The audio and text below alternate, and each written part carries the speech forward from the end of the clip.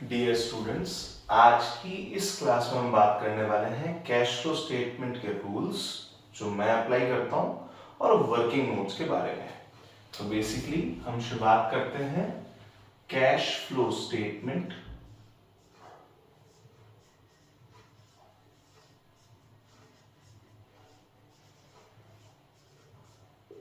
Rules and working notes. Rules and working notes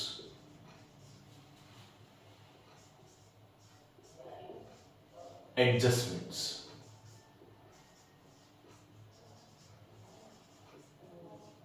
कौन कौन से रूल्स हैं जो मैं अप्लाई करता हूं कैश फ्लो स्टेटमेंट बनाते टाइम पे, और किस तरीके से वर्किंग नोट्स में कौन कौन सी चीजें कहां कहां आती है और उनको एडजस्ट कैसे करना है, आज की क्लास में हम ये सारी बातें करेंगे।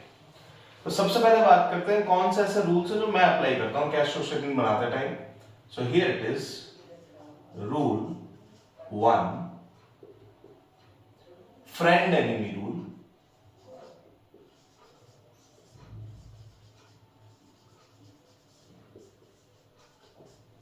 Rule 2,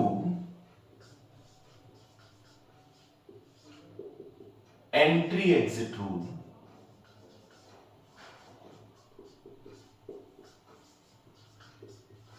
rule 3, account laser rule.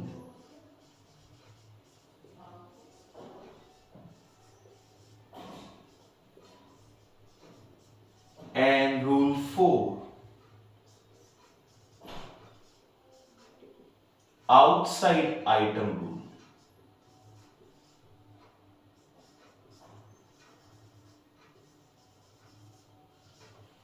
अब इन चार रूल के अंदर कैश फ्लो स्टेटमेंट के एडजस्टमेंट्स कैसे किए जाते हैं। रूल नंबर फर्स्ट है फ्रेंड एनिमी रूल, जिसमें हमें पता चलता है कि हमारी जो असेट्स हैं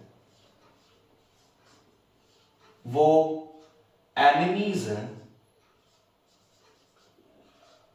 किसके लिए, कैश एंड कैश इक्विवेलेंट के लिए, जिसकी वजह से जब भी एसेट बढ़ती है कैश कम होगा, यानी कि कैश फ्लो स्टेटमेंट में एक नेगेटिव एडजस्टमेंट जाएगा, और जब भी एसेट्स घटती है तो कैश फ्लो स्टेटमेंट में एक पॉजिटिव एडजस्टमेंट जाएगा। ये हुआ आपका फर्स्ट, यानी कि जब भी आप किसी एसेट को देखें जिनके ऊपर कोई दूसरा रूल लगाने की जरूरत नहीं है, सीधे दो अमाउंट दे रखे हैं, ओपनिंग और क्लोजिंग दे रखा है, इन दैट कंडीशन अगर कोई भी एसेट आपकी इंक्रीज हो रही है तो उसका वैल्यू नेगेटिव में लिखा जाएगा कैश फ्लो स्टेटमेंट में, और अगर कोई भी एसेट डिक्रीज हो रही है तो उसका वैल्यू पॉजिटिव में लिखा जाएगा कैश फ्लो स्टेटमेंट में। Second, liabilities are friends for cash. If liability increases, cash will also increase, and if liability decreases, cash will also decrease. Suppose आप डिबेंचर की बात कर रहे हैं, डिबेंचर इंक्रीज हुए, डिबेंचर इंक्रीज होने का मतलब है डिबेंचर्स इश्यू किए गए और इश्यू करने से पैसा आया। तो बेसिकली हुआ क्या कि लायबिलिटीज जैसे जैसे बढ़ेगी वैसे वैसे कैश भी आएगा। अब बारी आती है एंट्री एग्जिट रूल की। सिंपल सा रूल है, इन्वेस्टिंग एंड फाइनेंसिंग में एक्टिविटीज जो दे रखी है, इन दो एक्टिविटीज में अगर किसी भी आइटम की एंट्री होगी, अगर इन्वेस्टिंग या फाइनेंसिंग में किसी भी आइटम की एंट्री होगी तो वो आइटम का बैंक ट्रांजैक्शन होना जरूरी है, वो ट्रांजैक्शन को बैंक में होना जरूरी है, वो ट्रांजैक्शन का पेमेंट या रिसीट होना जरूरी है इन्वेस्टिंग और फाइनेंसिंग एक्टिविटी में एंटर होने के लिए। अब बात करते हैं ऑपरेटिंग एक्टिविटी की। ऑपरेटिंग एक्टिविटी में एग्जिट रूल लगता है, जहां पे उन आइटम्स को एग्जिट किया जाएगा जो non operating and non cash items.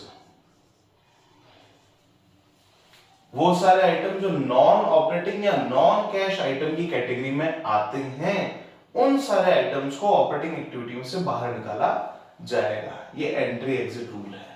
इस एंट्री एग्जिट रूल में सबसे ज्यादा काम जो कैटेगरी में आता है वो है इन्वेस्टिंग और फाइनेंसिंग के अंदर अगर आप कोई भी नाम लिखने वाले हैं, अगर आप कोई भी ट्रांजैक्शन लिखने वाले हैं तो उसका बैंक में होना बहुत ज्यादा जरूरी है, बैंक से होना बहुत ज्यादा जरूरी है, अदरवाइज आप नहीं लिख सकते। अब आए अकाउंट लेजर रूल। जब भी आप किसी वर्किंग नोट में अकाउंट बनाएंगे तो आप क्या करेंगे, पहले अकाउंट बना लीजिए, पूरा प्रॉपर जो भी अकाउंट बनता है, जो भी आपको मिसिंग फिगर्स ढूंढने हैं वो ढूंढ लीजिए। उसके बाद अकाउंट लेजर रूल क्या कहता है, check only bank and P&L postings. आपको केवल और केवल बैंक और P&L की पोस्टिंग जहां जहां हुई है उस पर्टिकुलर लेजर अकाउंट में, अभी हम चेक भी करेंगे, उस पर्टिकुलर लेजर अकाउंट में जहां जहां बैंक और जहां जहां P&L की पोस्टिंग हुई है केवल उसी को चेक करना है। डेबिट आइटम्स जितने भी होंगे वो माइनस होंगे। जब वो क्राइटेरिया 1 को फॉलो करते हैं, 1 को सेटिस्फाई करते हैं, उसके बाद जो भी डेबिट आइटम होंगे वो माइनस में ही जाएंगे कैश फ्लो स्टेटमेंट में। एंड क्रेडिट आइटम्स जो भी होंगे वो सारे प्लस किए जाएंगे। ये हो गया हमारा अकाउंट रूल का पार्ट 2। अब अकाउंट रूल के पार्ट 3 की बात करते हैं। अगर बैंक है, देख लीजिए एंट्री एग्जिट रूल की बात कर रहे हैं, अगर बैंक है तो सबसे पहले चेक करो अकाउंट इन्वेस्टमेंट के रिगार्डिंग है तो इन्वेस्टिंग एक्टिविटी, अकाउंट फाइनेंस के रिगार्डिंग है तो फाइनेंसिंग एक्टिविटी, और अगर टैक्स की बात चल रही है जो ऑपरेशन से रिलेटेड होता है तो उसके केस में ये कहलाएगा ऑपरेटिंग एक्टिविटी। ये टैक्स के केस में स्पेसिफिकली टैक्स के अलावा कहीं काम नहीं आएगा, इसके बैंक के केस में पहले इन्वेस्टिंग फिर फाइनेंसिंग फिर आपको टैक्स चेक करना है, ऑपरेटिंग चेक करना है। और अगर किसी जगह पे P&L लिखा हुआ आ जाए, सपोज आपने डेप्रिशिएट किया तो आप P&L लिखेंगे, किस तरीके से वर्किंग नोट बनाएंगे अभी हम चेक करेंगे। तो अगर कहीं पे P&L लिखा हुआ आ जाए, इन दैट कंडीशन आप क्या करेंगे, ऑपरेटिंग के या तो एडजस्टमेंट वाले सेक्शन में या फिर अप्रोप्रिएशन वाले सेक्शन में उसको पोस्ट करेंगे। ये हो गया आपका अकाउंट रूल। तो अकाउंट रूल में कितनी बातें हैं, 4 बातें। अकाउंट रूल के तो हम वर्किंग नोट अभी और भी देखने वाले हैं। 4 बातें हैं। पहला है बैंक और P&L को ही चेक करना है, उसके अलावा बाकी सारे आइटम्स को छोड़ दीजिए। सेकेंड है डेबिट आइटम्स माइनस होंगे कैश फ्लो में जाके और क्रेडिट आइटम्स प्लस होंगे, उनका एडजस्टमेंट प्लस और माइनस ऐसे होगा। जो भी बैंक है वो इन्वेस्टिंग, फाइनेंसिंग या फिर ऑपरेटिंग में जाएगा, और जो भी P&L है जहां कहीं पे भी आपको P&L दिखे वो या तो एडजस्टमेंट में जाएगा या अप्रोप्रिएशन में जाएगा। एडजस्टमेंट में कब जाता है, routine item, routine expense income हो, और अप्रोप्रिएशन में कब जाता है, जब वो पर्टिकुलरली डिविडेंड, जनरल रिजर्व या टैक्स का एडजस्टमेंट हो, वो अप्रोप्रिएशन वाली कैटेगरी में जाता है। अब आए आउटसाइड आइटम की बात कर रहे हैं। आउटसाइड आइटम वो आइटम्स होते हैं जिनका केवल हिंट दे रखा होता है आउटसाइड, हिंट ओनली। सपोज मुझे आउटसाइड भी मैं कह दूं या इनसाइड भी मैं कह दूं, जिनके हिंट अवेलेबल है, जिनकी वैल्यूज अवेलेबल नहीं है डायरेक्टली। सपोज मैं बोल देता हूं इंटरेस्ट ऑन डिबेंचर का रेट दे रखा है केवल, ठीक है। अब रेट दे रखा है तो इंटरेस्ट तो दिया होगा, एक बेसिक अजम्पशन के बेस पे बात करते हैं कि इंटरेस्ट आपने पे किया होगा। जनरली इन्हीं केस में आता है, इंटरेस्ट ऑन डिबेंचर हो गया, डिविडेंड हो गया, ठीक है, इंटरेस्ट ऑन लोन है, ये इन सारी चीजों के ऊपर आउटसाइड आइटम के रूल जनरली एप्लीकेबल होते हैं। ये ऐसे आउटसाइड आइटम है जिनके हिंट अवेलेबल है, या तो रेट अवेलेबल है या फिर आउटसाइड में दे रखा है। कई बार कुछ ऐसे भी आइटम आउटसाइड आइटम की कैटेगरी में आते हैं जिनके बारे में सपोज सीधा दे रखा है, केवल और केवल टैक्स पेड दे रखा है और कुछ नहीं दे रखा, केवल नीचे आउटसाइड आइटम मतलब एडिशनल इंफॉर्मेशन के अंदर एक टैक्स पेड दे रखा है, बैलेंस शीट के अंदर उसकी कोई इंफॉर्मेशन अवेलेबल नहीं है। तो ये कुछ हिंट दिए जा चुके हैं आपको कि इस तरीके के ट्रांजेक्शन हुए होंगे जिनका केवल एक सिंगल अमाउंट आपके पास में अवेलेबल है। तो या तो आप खुद कैलकुलेट करना उस अमाउंट को या फिर वो अमाउंट एक ही अवेलेबल है। In that condition one adjustment, या तो मैं यहां कह देता हूं first adjustment,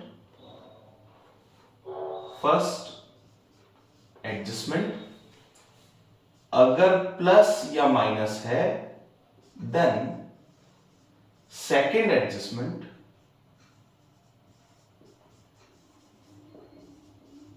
will be minus oblique plus. अगर किसी एक जगह पे उस आइटम का आपने प्लस एडजस्टमेंट किया है तो किसी दूसरी जगह पे उसी कैश फ्लो स्टेटमेंट की किसी दूसरे पार्ट में आपको उसका एक माइनस एडजस्टमेंट करना पड़ेगा, चाहे वो एक्स्ट्रा ऑर्डिनरी आइटम ही क्यों नहीं हो। मैं यहाँ पे ईओआई भी लिख देता हूं क्योंकि उनका भी एडजस्टमेंट इसी तरीके से किया जाता है।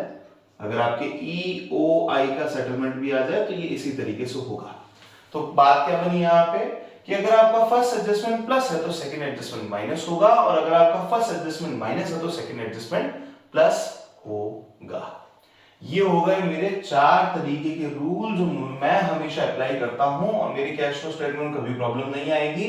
आती है rule number 1, rule number 2, rule number 3, rule number 4। जब भी मैं कैश फ्लो स्टेटमेंट सॉल्व करता हूं तो इन रूल्स को अप्लाई करता हूं, मुझे कभी प्रॉब्लम फेस नहीं करनी पड़ी। तो प्लीज आप भी दिमाग लगा सकते हैं, इन रूल को अप्लाई करने में किया जा सकता है। अब आइए इन रूल से बनने वाले या जो बेसिक वर्किंग नोट्स हैं वो कैसे बनते हैं वो मैं आपको समझा देता हूं।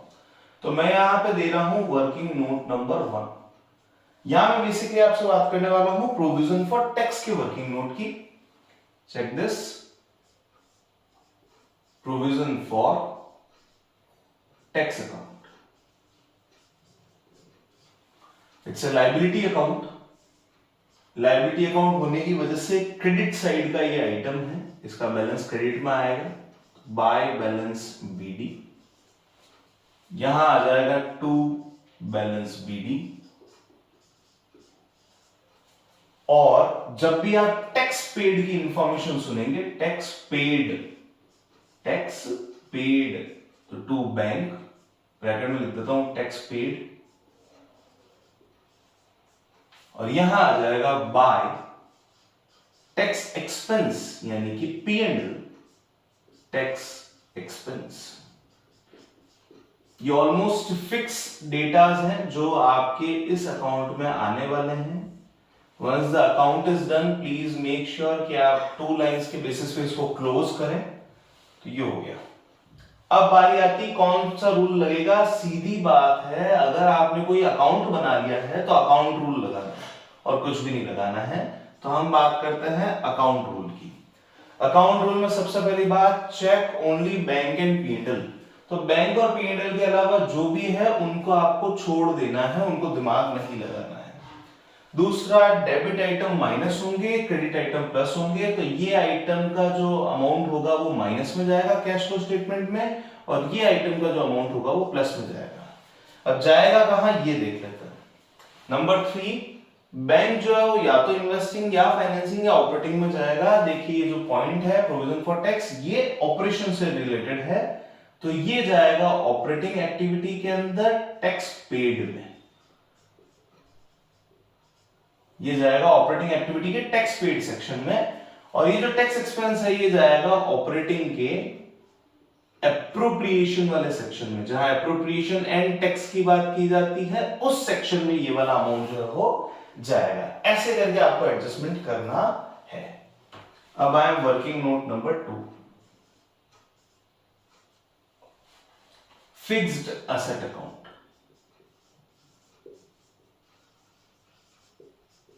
मैं आपको बेसिकली बता देता हूं कि फिक्स्ड एसेट अकाउंट के अंदर कौन कौन से आइटम्स लिखे जाते हैं, उनको आप दिमाग लगाएं। फिक्स्ड एसेट अकाउंट जो है उसके अंदर कौन कौन से आइटम्स का आइडेंटिफिकेशन होगा। इट्स एन एसेट अकाउंट, पहली बात है एसेट अकाउंट है। तो टू बैलेंस बीडी, ये एसेट का बैलेंस हुआ। बाय बैलेंस सीडी, ये एसेट का क्लोजिंग बैलेंस हुआ। फिक्स्ड एसेट्स पे लगता है डेप्रिसिएशन, तो बाय P&L ब्रैकेट में डेप्रिशिएशन, बाय बैंक अगर किसी एसेट को सेल किया है, सेल करने से अगर हुआ लॉस तो बाय P&L लॉस, सेल करने से अगर हुआ प्रॉफिट तो टू P&L प्रॉफिट, अगर परचेज की है तो टू बैंक डन, अगर इक्विटी शेयर या डिबेंचर इश्यू करके परचेज किया है तो इक्विटी कैपिटल ऑब्लिक डिबेंचर, उससे एंट्री बन जाएगी, उससे पोस्टिंग आ जाएगी यहां पे। और बाय अगर आपने किसी एसेट को राइट ऑफ किया है तो by P&L write off, write off में सीधा सीधा खत्म कर देते हैं, डेप्रिसिएशन रेगुलर बेसिस पे लगेगा, राइट ऑफ में डायरेक्टली फिनिश कर देंगे उसे। तो ये है आपकी एक फिक्स्ड एसेट अकाउंट की पोजीशन, ऐसा ही बनेगा, मैक्सिमम कैटेगरी के अंदर यही चीजें आती हैं। अब बड़े ध्यान से देखें, अकाउंट रूल अप्लाई करते हैं, check only bank and P&L, bank और P&L के अलावा जो भी है उसको दिमाग से आपको हटा देना है। ये देखिए हो गया। अब बारी आती है कहां कहां जाएंगे, कहां कहां जाएंगे, तो डेबिट आइटम पहले माइनस होना, क्रेडिट आइटम प्लस होना, ये कर लेते हैं। ये आइटम जो है वो माइनस में ही आएंगे कैश फ्लो स्टेटमेंट के एडजस्टमेंट में, और ये आइटम जो है वो हमेशा प्लस में ही आएंगे, हमेशा मतलब हमेशा। ये हो गया। थर्ड इंफॉर्मेशन को कंसिडर करते हैं, जो बैंक है वो कहां जाएगा, फिक्स एसेट अकाउंट की हम बात करें तो ये इन्वेस्टिंग एक्टिविटी का आइटम है, ठीक है। कौन सा आइटम है, इन्वेस्टिंग एक्टिविटी का आइटम है, जहां जहां बैंक दिखेगा वो इन्वेस्टिंग एक्टिविटी में जाएगा, ये भी इन्वेस्टिंग एक्टिविटी में और ये भी इन्वेस्टिंग एक्टिविटी में, हो गया। और जितने भी P&L आपको दिखेंगे वो ऑपरेटिंग में जाएंगे, और ये जाएंगे ऑपरेटिंग के एडजस्टमेंट वाले सेक्शन में, ऑपरेटिंग के एडजस्टमेंट वाले सेक्शन में, ऑपरेटिंग के एडजस्टमेंट वाले सेक्शन में, और ऑपरेटिंग के एडजस्टमेंट वाले सेक्शन में। इस तरीके से आपको इसको कैश फ्लो स्टेटमेंट बनाते टाइम पे एडजस्ट करना है या डिस्कस करना है। अब बारी आती है वर्किंग नोट नंबर 3। अगर आप एक फिक्स्ड एसेट अकाउंट बना रहे हैं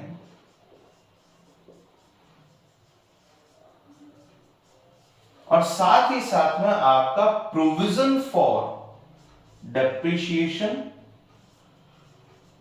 या फिर एक्यूमुलेटेड डेप्रिसिएशन का अकाउंट बन रहा है, क्या बन रहा है, या तो प्रोविजन फॉर डेप्रिसिएशन का अकाउंट बन रहा है या फिर एक्यूमुलेटेड डेप्रिसिएशन का अकाउंट आपका बन रहा है, तो ये अकाउंट की पोजीशन आपको देखने को मिलेगी to balance BD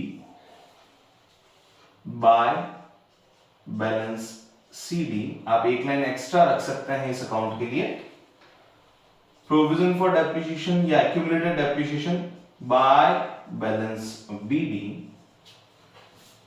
to balance C। ये इस तरीके से हमारी बेसिक बैलेंस की पोजीशन है।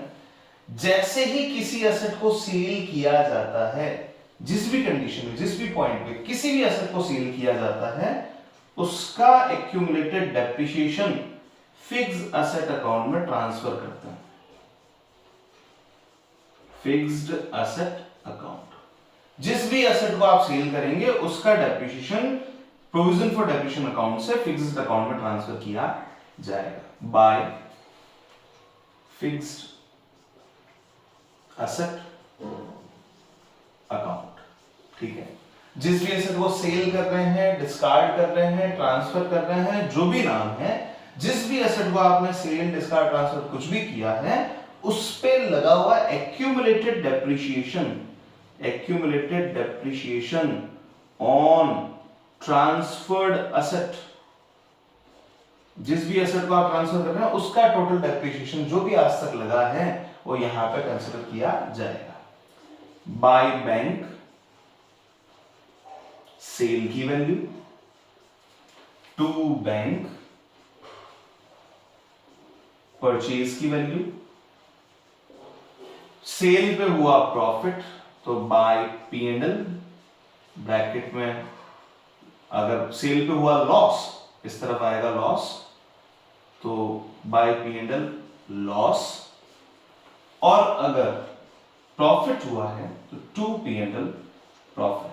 दिस इज द सिचुएशन जो बनेगी अल्टीमेट लेवल पे। यहां अकाउंट में क्लोज कर देता हूं। इतनी इंफॉर्मेशन जनरली आती है आपके एग्जाम पॉइंट ऑफ व्यू से। अब आए प्रोविजन फॉर डेप्रिसिएशन में बाय P&L डेप्रिसिएशन। ये इस तरीके से आपको आपके अकाउंट्स बनाने हैं। अब एडजस्टमेंट की बात करते हैं, कौन कौन से एडजस्टमेंट्स किए जाएंगे। मैं इस लाइन को यहां से हटा देता हूं ताकि एडजस्टमेंट समझा पाऊं आपको। आइए, तो एडजस्टमेंट्स कौन कौन से करना है वो समझते हैं। अकाउंट हमारा पूरा बन चुका है।